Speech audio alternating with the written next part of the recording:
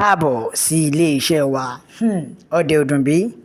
Mo kí yín níbikíbi tẹ́ ẹ bá ti láǹfààní láti máa gbọ́ wa pé etí tẹ́ ẹ fi ń gbọ́ wa kò ní di, bákan náà ojú tẹ́ ẹ fi ń rí wa kò ní fọ́. Ó mà tún ti ṣẹlẹ̀ o, ẹ̀yin èèyàn mi. Onto this matter Yorùbá nation náà la wà o. Ìjà òmìnira ilẹ̀ Yorùbá òun ló ṣe kókó. Ǹjẹ́ ẹ ti gbọ́? Yéèpà Yorùbá ìlú Ìmẹ̀kọ tí ó bá gbìyànjú láti bá Fúlàní jà máa ṣẹ̀wọ̀n. Ṣé ẹ ti gbọ́? Ṣé ẹ tún ti rí? Ṣé ẹ tún ti rí èsì tí àwọn ìjọba wa tún ṣe kíni tí wọ́n tún ń fún àwọn ìlú Ìmẹ̀kọ? Ǹjẹ́ ẹ ti gbọ́? Ìwòye ègè náà ni o. The same ìwòye yìí náà ni o. Ẹ wá wo àwọn Fúlàní yìí bí wọ́n ṣe ń ṣe. Wọn ò bá wa ṣeré o. Fúlàní yìí wọn ò bá wa ṣeré rárá. Wọ́n wọlé tọ̀ wá ní back to back, back to back. Tí wọ́n dẹ̀ ṣe kíni tí wọ́n dẹ̀ ń pa àwọn ènìyàn wa. Síbẹ̀ a ò rí èèyàn kankan tó jẹ́ alágbára dá sí o. Ẹ wo ẹ̀yin ènìyàn mi. A ò rí èèyàn kankan tó dá sí o. Ní eléni wọ́n tún ti wọlé o. Ní eléni wọ́n ti wọlé and ìjọba ò rí sójà tó máa deploy wọn láti fight láti stop wọn. Ìjọba ò rí àwọn sójà dà síta láti fi lè kojú àwọn Fúlàní yìí o. But now táwọn Yorùbá bá wá jà padà wọ́n wá ń pariwo. Ṣùgbọ́n now àwọn èèyàn ń pariwo wípé kí àwọn ọ̀dọ́ kó dìde. Gbogbo ń pariwo ẹ̀yin ọ̀dọ́ ẹ dìde, ẹ jà fúnra yín, ẹ dìde, ẹ má jẹ́ kó pa wá tán, ẹ jà fúnra yín. Now wọ́n pariwo ẹ dìde, ẹ jà fúnra yín, ẹ dìde. But now àwọn ọ̀dọ́ náà ti wá yarí. Àwọn ọ̀dọ́ náà ti wá bínú o. Wọ́n ti dìde láti gbèjà ara wọn fúnra wọn. Nítorí àìtẹ́yìn kálà dọwọ́ bòjẹ́. Wọ́n ti dìde láti jà fúnra wọn o. Débi wípé wọ́n ṣetán láti kojú wọn. But ṣé ẹ mọ̀ pé bó ṣe ń ṣe léyìí ni ìjọba fún wọn ní message. Ni ìjọba fún wọn ní message tí ìjọba dẹ̀ ń dúnkokò mọ́ wọn pé tí wọ́n bá ṣe anything wípé tí wọ́n bá ṣe anything àwọn máa arrest wọn ni. Ṣé ẹ ti rí? Ṣé ẹ ti rí o? Nígbà tí eṣinṣin ń jẹ elégbò a ò rí o. Bẹ̀ẹ̀ ìgbà tí elégbò wá fẹ́ jẹ eṣinṣin la wá ń gbáriwo o. Là ń gbáriwo o. But now àwọn ọmọ ọ̀dọ́ ti dìde o.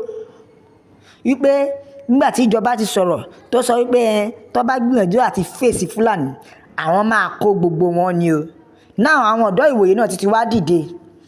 Àwọn ọ̀dọ́ ìwòye ti dìde o. Tí wọ́n dẹ̀ ti kóra wọn jọ wípé má foko mi dànù ọjọ́ kan là á kọ́. Wípé àwọn ò ní gbà. Tó ti dìde lọ́ ti yarí o.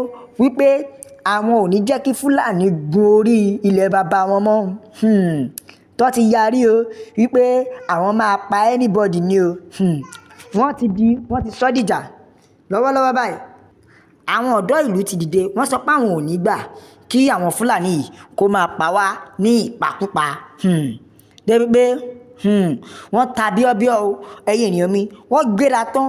Wọ́n dìde láti kojú wọn pé tó bá gbà la máa fi fún. But bí ìjọba tún ṣe jáde nìyẹn o. Ìjọba bá jáde tí wọ́n halẹ̀ mọ́ wọn. Wọ́n halẹ̀ mọ́ àwọn ọmọ Yorùbá ni o. Two fighting case ní kíní yìí o. Now ìjọba wá jáde. Wọ́n máa ń pariwo pé tí wọ́n bá ṣe anything. Pé tí wọ́n bá ṣe anything pé wọ́n bá àwọn Fúlàní jà àwọn máa arrest wọn. Ẹ gbọ́ nǹkan tó tún sọ o. Ẹ gbọ́ nǹkan tí wọ́n sọ báyìí o.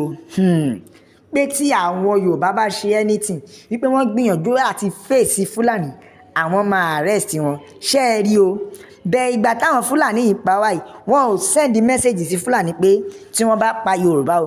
Ẹ̀yin ènìyàn mi ẹ wò ṣẹ́rí àsìkò àti dìde àti jà fúnra wa ti tó. Mo sọ lẹ́ẹ̀kan pé ogun ti dé, ìjà ti dé lọ́wọ́lọ́wọ́ báyìí o. Eléyìí ò ń ṣe ogun àdá. Eléyìí ti kúrò lógun ìbọn. Now ó ti di ìjà. Ó ti di ohun tá a máa wọ ẹ̀ṣẹ́ tira wa. Nítorí pé kí ni àwọn Fúlàní yìí wọ́n láwọn ò ní gbọ́ ni. Àwa náà ò ní gbà. Ẹ wo ẹ̀yin èèyàn mi jẹ́ kí àtẹ̀jíṣẹ́ yóò lọ káàkiri. Ẹ jẹ́ kó lọ káàkiri sí gbogbo ọmọ ilẹ̀ Yorùbá nílé lóko lọ́nà lẹ́yìn odi wípé ogun ti wọ̀lú. Ìjà ti ṣẹlẹ̀ nítorí wípé kí ni má foko mi dànù ọjọ́ kan là á kọ́. Ẹ wo ẹ̀yin èèyàn mi má foko mi dànù ọjọ́ kan là á kọ́ àwa náà ò ní gbà. ẹ jẹ́ ká gbọ́ nǹkan tí ẹ jẹ́ ń ka nǹkan tí àwọn ìjọba send as letter sí àwọn ọ̀dọ́. Wọ́n sọ̀rọ̀ wọ́n ní wọ́n alert o, this is to inform you that the great Fulani war, wọ́n wèrè tún fi great Fulani war is happening right now at Iwoye Ketu, Iwoye, Imeko, Afon, Ogun State. Emergency, please report for government help. Báyìí làwọn ènìyàn ṣe ń pariwo tí wọ́n send sí ìjọba o, tí wọ́n dẹ̀ ti ń fi emoji ẹkún sí. Àwọn tó bá ń lo fún wa mọ̀ pé emoji ẹkún bíi pé kéèyàn máa ké tí wọ́n fi sí, tí ó dẹ̀ ń ká wọn lára, bet ìjọba ò rí kankan ṣe sí. Ìjọba ò rí kankan ṣe o. Now wọ́n ti kúrò ní Ìmẹ̀kọ, wọ́n ti wọ ìlú Ìwòyè. Now wọ́n ti kúrò ní Ìmẹ̀kọ, wọ́n ti wọ ìlú Ìwòyè Kétu. Ṣẹ́rí o, lọ́wọ́lọ́wọ́ báyìí ìlú Ìwòyè Ìmẹ̀kọ ni wọ́n wà báyìí, tí Ìwòyè Àfọ̀n Ìmẹ̀kọ ibẹ̀ ni wọ́n wà lọ́wọ́lọ́wọ́ báyìí. Ṣé ti rí o, ṣe rí pé nǹkan tá à ń sọ nìyẹn, ibẹ̀ ni ìṣẹ̀lẹ̀ tí ń ṣẹlẹ̀ lọ́wọ́lọ́wọ́ báyìí. Kí àwọn ìjọba wa dìde, kí wọ́n ró gbogbo àwọn àmì bẹ́ẹ̀ tìgbà tí protest fẹ́ bẹ̀rẹ̀, tí rally fẹ́ bẹ̀rẹ̀. Ṣé ẹ mọ̀ pé gbogbo wọn lọ sáré ṣùgbùrù tí wọ́n kó sójà tọkọ ọmọ ogun lẹ́yìn láti sọ pé àwọn fẹ́ dìde ìjà. Bẹ́ẹ̀ tí lọ́wọ́lọ́wọ́ báyìí a ò gbọ́ pínpín o. Lọ́wọ́lọ́wọ́ báyìí a ò gbọ́ kankan. Ẹ wo ẹ̀yin ènìyàn mi, ẹ wò ó níbikíbi tí ẹ bá wà. Ẹ bá mi ṣe kí ni? Ẹ bá mi like, ẹ subscribe, ẹ share.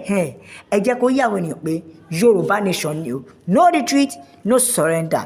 Ẹ wo, ẹ jẹ́ ká sáré wo àwọn àtẹ̀jíṣẹ́ àwọn ènìyàn kankan. Àtẹ̀jíṣẹ́ yìí lọ báyìí o. We want total freedom from Nigeria country now.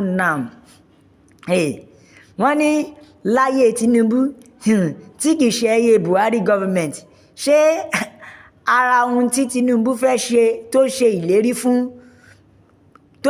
fún Gàmbàrí nìyí? Ṣára àwọn ìlérí tí ó ṣe fún un lélẹ̀ wípé òun máa fi àwọn ènìyàn wa fi rúbọ fún wọn, àbí pé òun máa kó àwọn ènìyàn wa lẹ́rú fún wọn ni? Àwọn olóṣèlú ilẹ̀ Yorùbá ni wọ́n ń fi ẹ̀yà wọn rúbọ fún àwọn Fúlàní. Ṣé àwọn Fúlàní ní orí méjì ni? Gbogbo àwọn tó ń fi ẹ̀jẹ̀ àwọn aláìṣẹ̀ rúbọ, gbogbo wọn ni ọmọ tí wọ́n bá bí máa kú òjijì láṣẹ Èdùmàrè. Ẹ tún máa gbọ́ o, they don't want to release them again. That is why they are asking for another thing, but they will receive God. They will meet God in Jesus' name. Agbára ogun. Ẹ̀yin èèyàn mi, wọ́n ní ká gbáradì fún ogun o. Wọ́n ní agbáradì fún ogun. Ọlọ́pàá ò dìde láti mú Fúlàní, ṣùgbọ́n kí wọ́n máa pa àwọn ọmọ Yorùbá ni wọ́n máa dìde sí. Ẹ wo ẹ̀yin ènìyàn mi, Yorùbá nation náà ni o. Níbikíbi tí ẹ bá wà, ẹ wo nílé lóko lọ́lọ́ lẹ́yìn odi, ẹ jẹ́ kó yé wọn pé Yorùbá nation ni. No retreat, no surrender. Àgbẹ̀ oníroko títí kó gbàgbé lé la fi ń sọ pé ó dàbọ̀.